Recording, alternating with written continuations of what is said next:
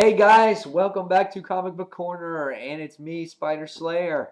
And folks, it's back. The Walking Dead TV series from AMC is back, and we've been anxiously awaiting to see what is going to happen since Sophia has gotten shot in the head. Is Shane gonna go ballistic? Is Herschel gonna lose his mind? Is somebody gonna get pregnant again? Seriously, what's gonna go on? Um, well, we finally got really nothing much of what's going to happen. This was kind of like a filler episode, and it was kind of like a. I don't want to say it was a letdown because I don't think it's a letdown, but after you have such a climactic episode like the last episode, there's going to be a mourning period and to see what is going to happen amongst these characters. Um, and basically, we got to hit on a little bit of everything on all the characters in the story, at least maybe for a little segment here and there. Um, but it was a good episode. Maybe not a lot of action like a lot of you like, but it got to show the grieving process of everything that has happened to everyone and their family members and things like that. And in relation to the comic book, there really wasn't any relation to the comic book in this episode. There was new characters that we came across. Like I said, there was a grieving period, so there wasn't that much to compare to from the comic to the show in this particular episode. But the first thing we see here is that in the beginning of the episode, which I found was pretty cool, is that after Sophia was shot and everyone is like crying, Beth, which is Herschel's daughter, goes over to her mom and she's looking to her mom, and the next thing you see is the zombie attacking her, and I thought that was awesome because she's like, "Mommy, mommy," and then all of a sudden it's like, "Ah!" and the zombie's all like freaking out all over her and shit, and then it's just like Andrea takes a big rake after T-Dog or whatever his name is tries to stomp on its head, and she doesn't die, and Andrea takes the rake and goes, "Bah!" She goes, "Bah!" and one more time, "Blah!" and the neck goes, "Blah!" and that's what happens. I thought that was actually hysterical. So that was a good beginning to the show there. And next, after the group runs away and Herschel's going into the house and they're yelling at each other because Shane is like, "Oh, you kept her in there." He's like, "You kept her in there," you know, and they're having an argument, and Herschel was just like, "You gotta get off my land. You get off of here. You done enough." And the old man goes away, and then Shane and Rick, they get into an argument about Herschel keeping Sophia in the barn, and obviously that was not the case, but it was released that Otis was in charge of putting the people in the barn, and um, that Otis probably did that, and he never had a chance to talk to Shane or the group and everybody else about the little girl being in there. Um, Next, after a short time period after that, Maggie and Glenn, they have a discussion about burying the bodies and then what's next for their relationship. Is Glenn going to stay? Is he going to go? Like, what's going to happen? What's next for everybody else now that the whole Sophia thing has moved on?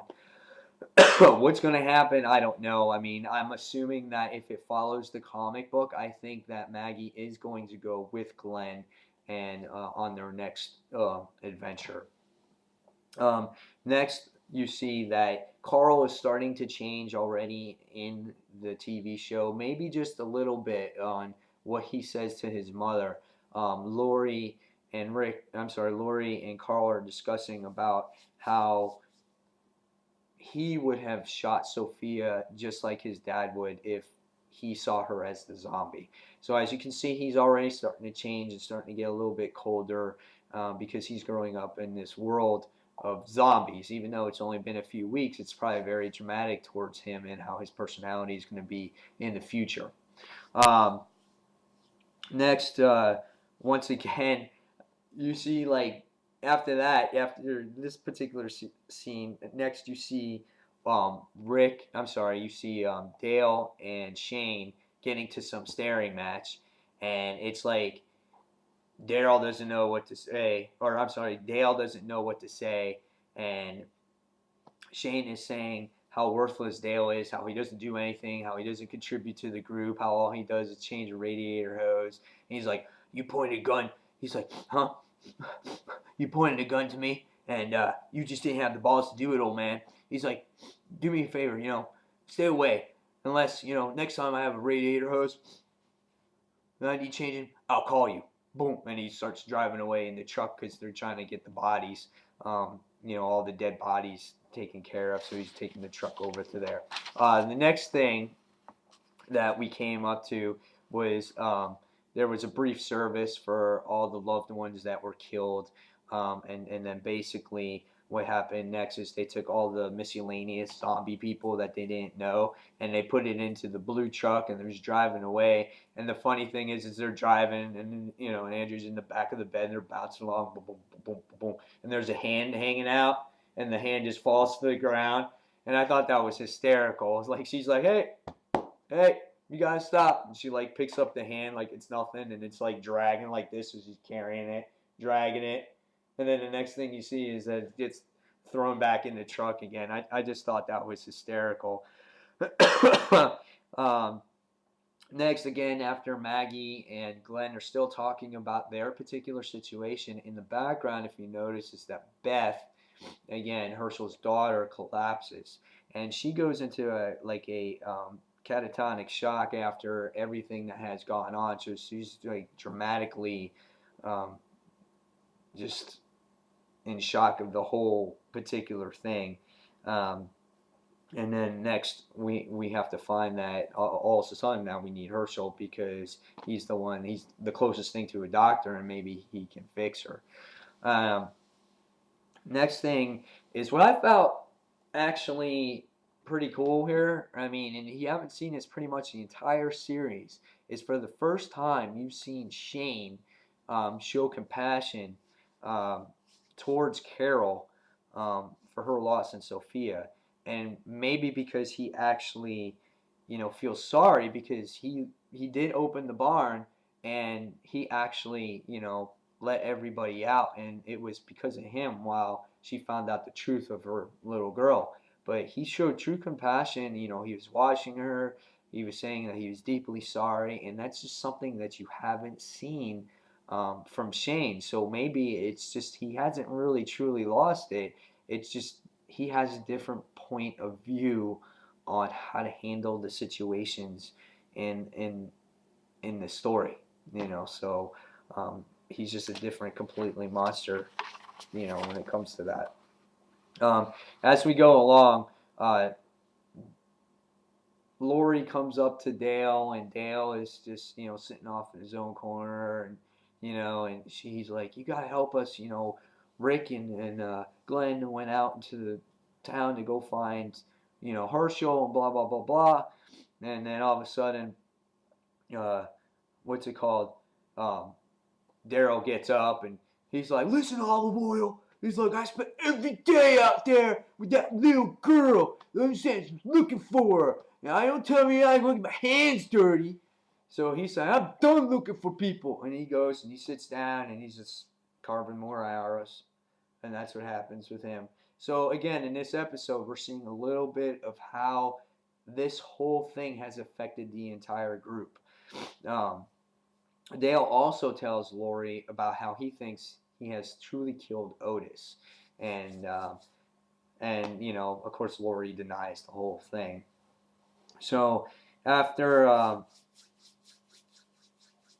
long discussion, next we go into town, and there was this long discussion between Herschel and Rick about how he needs to get back into town. It's not his fault. You didn't know. And Herschel was like, "Yes, I was an idiot, and there was hope, and and there was this whole long talk." But in between the cutscenes, you had this thing where Lori, her stupid self, decides to get into a car, try to find her husband, try to find Glenn, so they can try to fix Beth. And all of a sudden, she's looking at the map, and she hits a walker or a roamer, whatever you want to call it. And she flips the car, and boom, we don't hear the rest. We don't see her or hear from her for the rest of the episode. So now she's the one that's missing. So what happens with her, I have no idea.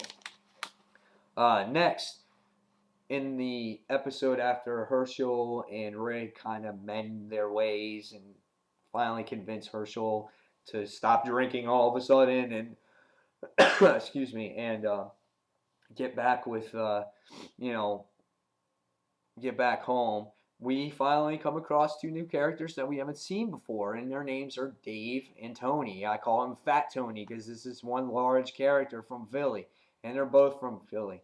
And they start discussing where they came from and who they are. And you can see these guys are kind of shady. They're kind of out for themselves. They're not out to work with others. And as soon as Rick sees the piece on the back of his belt, he automatically gets concerned. Now, there's nothing wrong with carrying a piece, in my opinion, in this world.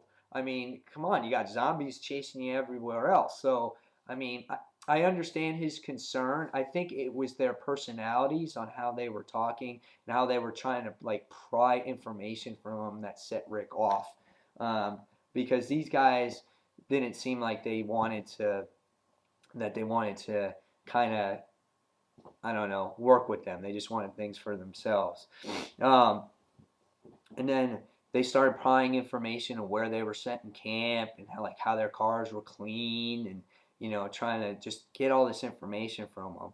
And then once Rick says, you know what, there's no room for you. You find your own way. And we're sorry, because he just didn't trust them. Next thing you see is Fat Tony's getting in the way, and he's like, super fun. I'll get to farm all myself. And then Dave's like, whoa, whoa, whoa, whoa. But all of a sudden you can see that there's something being set up, that Dave goes behind the bar and Tony goes behind him and he has his shotgun and he's got his piece right on the bar and, he's getting ready to draw it. And they said that they're going to have a drink and he just, Dave goes on and he sits there and he goes, why don't we just come to the farm and let's go work it out. And the next thing we see is that there's just no room for you. And then he makes this joke and he goes, I hear Nebraska is good for you. And the next thing we see is Dave is like, Nebraska. And, this guy, and all of a sudden he takes the gun, he goes, and then the next thing you see is his gun, boom! And the fucking brains blow out all over the fucking mirror in the back. And I thought that was great. And then he turns around and he shoots Fat Tony, boom, boom.